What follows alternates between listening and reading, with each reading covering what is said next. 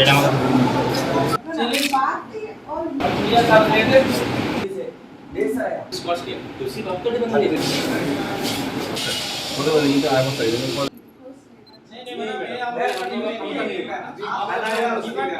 हम लोगों को नौकरी दिया और ये लाइब्रेरी में डिपार्टमेंट का ही है और एक डिपार्टमेंट ही है।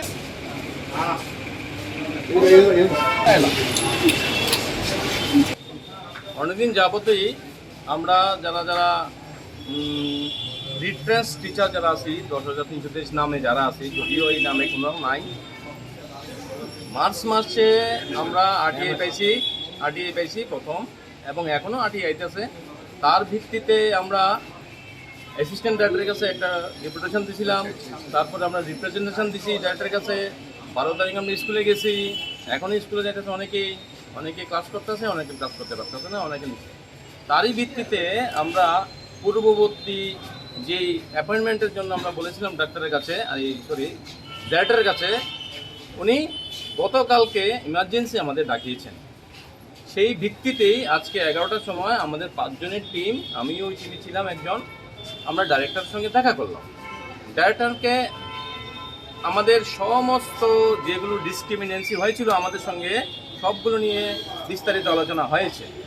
উনি অনেক কথা বলেছেন, তার মধ্যে সব বলেছেন যে আমাদের আরটিআই তো আছেই, ঠিক আছে, সুপ্রিম কোর্টের।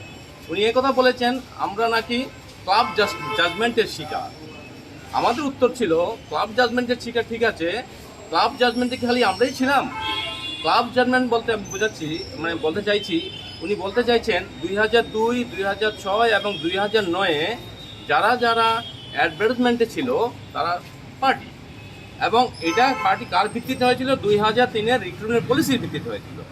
কোর্ট 2003-এর রিক্রুটমেন্ট পলিসিকে অ্যাকসেপ্ট করেছে, ওয়াশ করেছে, এবং ওই যে নোটিশগুলোকে ওরা সেট করেছে। কিন্তু কথা হলো ওখানে যদি কি 2002, 6, 9-এ খালি কি এডুকেশন ডিপার্টমেন্টে খালি আমরাই চাকরি পেয়েছিলাম? 2002-এর পরে 2006-এ চাকরি পেয়েছে, 7-এ পেয়েছে, এরকম আরটিআই আমাদের কাছে আছে কতজন চাকরি পেয়েছে। শুধু এটা না, শুধু এডুকেশন ডিপার্টমেন্টে কতজন চাকরি পেয়েছে শুধু এটা আরটিআই আমাদের কাছে নেই, আছে না খালি ত্রিপুরার 37টা ডিপার্টমেন্টে 2003-এর রিক্রুটমেন্ট পলিসি অনুযায়ী কতজন কোন কোন ডিপার্টমেন্টে কোন কোন পোস্টে চাকরি পেয়েছে সব হিসাব আমাদের কাছে আছে। যদি ক্লাব জাজমেন্ট হয়ে থাকে সাথে খালি ক্লাব জাজমেন্টের 10,330-এর জন্য আর ওদের জন্য না, এটা হতে পারে না। ক্লাব জাজমেন্ট ওনার এই কথা আমরা মানতে পারিনি, আমরা এটা অসম্মতি প্রকাশ করে এসেছি, 1 নাম্বার। 2 নাম্বার বলেছেন যে আমরা নাকি তন্ময়তা কেসের সঙ্গে যুক্ত। আমাদের একটাই কথা ছিল যে আপনি যাই কিছু বলেন, এই যে আপনি বক্তব্য আপনি রাখছেন, এটা কি আপনার বক্তব্য নাকি লিগ্যাল অথরিটিদের বক্তব্য? উনি বলছেন আমি যা বলি লিগ্যাল অথরিটির সঙ্গে কথা বলি, ঠিক আছে, তাহলে আমরা এটা ভাববো ত্রিপুরার লিগ্যাল অথরিটি যারা যারা আছে তারা সুপ্রিম কোর্ট থেকে বড়। কারণ সুপ্রিম কোর্ট থেকে যে আরটিআইটা এসেছে ওরা বলছে এটা কিছু নেই, যদিও এটা বলেনি, কিছু বলছে যে ওই ক্লাব জাজমেন্টে ওরা আছে। আরে ক্লাব জাজমেন্ট বলতে কি বলছে? সুপ্রিম কোর্ট আমাকে দিয়েছে যে আমি পার্টি না, এটা পার্টি না সত্ত্বেও ওরা বলছে আমার ক্লাব জাজমেন্ট আছে, মানে কি ওরা সুপ্রিম কোর্টের আরটিআইটাকে মানতে চাইছে না। ওরা বলছে আমাদের সুপ্রিম কোর্টে যেতে, আমাদের সেই ক্ষমতা নেই, আমরা সুপ্রিম কোর্টে যাবো। আমরা অনেকবার গেছি, সুপ্রিম কোর্টে যাওয়ার ক্ষমতা আমাদের নেই। আমরা ম্যাডামকে জানিয়েছি যদি দরকার হয়, আপনি এমপ্লয়ার 2010-14-তে আপনি আমাদেরকে নিজের প্রত্যেকের নামে আপনারা আমাদেরকে অফার দিয়েছেন, অ্যাপয়েন্টমেন্ট লেটার দিয়েছেন, কিন্তু কারুর নামে টার্মিনেশন লেটার দেয়নি, নেই। আপনি কমন টার্মিনেশন করেছেন, কমন টার্মিনেশনের ভিত্তি আমরা মানতে পারিনি, আমরা অসম্মতি প্রকাশ করে এসছে। আমরা বলেছি এই কমন টার্মিনেশন কোনো ভিত্তি নেই। যে কোনো সরকারি কর্মচারী যদি টার্মিনেট করতে হয় আপনাকে শোকজ নোটিশ করতে হবে। যেই শোকজ নোটিশ 2012 4জনকে করা হয়েছিল, আমাদের বিরুদ্ধে করা হয়নি। আমাদের বিরুদ্ধে বৈমাতৃসুলভ আচরণ করেছে এই ডিপার্টমেন্ট, এবং আমরা ওইটা ম্যাডামকে বলে এসেছি। আমরা ম্যাডামের এই কথাগুলো আমরা সম্মতি প্রকাশ করতে পারিনি, এবং আমরা বলে এসেছি যে টার্মিনেশন লেটার আমরা দিয়েছেন সেটাও আমরা মানি না, ক্লাব জাজমেন্ট যেটা বলছেন সেটাও আমরা মানি না, সুপ্রিম কোর্টের কাগজ আমরা মানি। আমাদের শিক্ষামন্ত্রী আমাদের শিখিয়েছেন, যে আমাদের মাননীয় শিক্ষামন্ত্রী শিখেছেন যে সুপ্রিম কোর্ট যেই কাগজটা দেবে, যা বলবে আমরা এটাই ফাইনাল, আমরা এটা মেনে চলছি। সুপ্রিম কোর্ট থেকে আমাদের কাছে আরটিআই আছে, এবং কোনো কেউ বলছে আরটিআই নাকি কি সত্য মিথ্যা কিছু বলছে, আমরা কিছু বুঝি না এটা আরটিআই কি সত্য না মিথ্যা। আরটিআই কপি সুপ্রিম কোর্ট থেকে এসছে, সুপ্রিম কোর্ট কি আমরা কি বয়স করতে পারবো? আমাদের সেই ক্ষমতা আছে? নেই। সুপ্রিম কোর্ট থেকে যেই কাগজটা এসছে সেটাকে আমরা মেনে চলবো, সেই কথাটাই আজকে আমরা ম্যাডামকে বলে এসেছি। ম্যাডাম বলেছে এটা অনেক জটিল ম্যাটার, এটা তো সহজে মিটবে না, এটা আমরাও বুঝি, এটা জটিল ম্যাটার সহজে মিটবে না। কিন্তু আমরা বলে এসেছি, উনি ম্যাডাম 14 দিনের সময় চেয়েছে। আমরা বলেছি ম্যাডাম 14 দিনের সময়, 2 সপ্তাহ সময় চেয়েছে।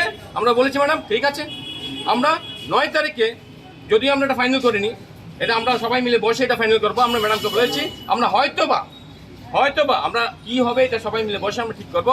9 তারিখ আমরা আবার স্কুলে যাবো, আমরা স্কুলে যাবো। হ্যাঁ, ম্যাডামকে আমরা বলেছি, ম্যাডামকে না বলে আমরা কিছু করবো না। ম্যাডাম ওনাকে বলেছে না আমি এটা বলতে পারবো না। ঠিক আছে, ম্যাডাম বলেছে এটা বলতে পারবো, কিন্তু নাও বলিনি। ম্যাডাম বলেছে আমি এটা এইসব কিছু বলতে পারবো না, কিন্তু হাও বলিনি, নাও বলিনি। আমরা দেখবো এটা বিচার বিবেচনা করে আমরা কিন্তু 14 তারিখ এই 9 তারিখে আমরা যাবো কিনা। 9 তারিখ যাওয়ার পর আমরা আবার 14 দিন পর 2 সপ্তাহ পর ম্যাডামের সঙ্গে আবার দেখা করতে আসবো। আমরা বলছি যে এই সময় চলে গেছে, মার্চ মাসে আমরা পেয়েছি, এখন সেপ্টেম্বর মাস, 6 মাস চলে গেছে। আপনারা 6 মাস সময় পেয়েছি, আমরা 3বার আপনাদেরকে জানিয়েছি, 3বার জানিয়েছি, 6 মাস সময় দিয়েছি। এর মধ্যে 140 জন মানুষ মারা গেছে। এর মধ্যে কালকে যদি আরেকজন মারা যায় সংখ্যাটা বাড়তে থাকবে, বেশি সময় দেওয়া যাবে না। 14 দিন সময় চেয়েছে, আমরা মেনেছি। যদি আমরা বলেছেন 7 দিনের সময়, উনি মানেনি, এত বড় ম্যাটার 14 দিনে হবে না। বলছি যে কোনো কিছু হোক আপনি প্রবলেমটা সলভ করুন, মৃত পরিবারের সাহায্যের জন্য কিছু একটা করুন।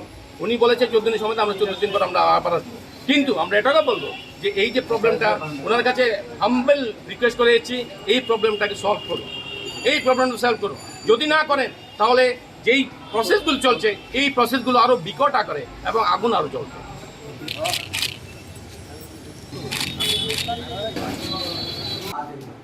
तो 12 का जो साइंस टीचर्स है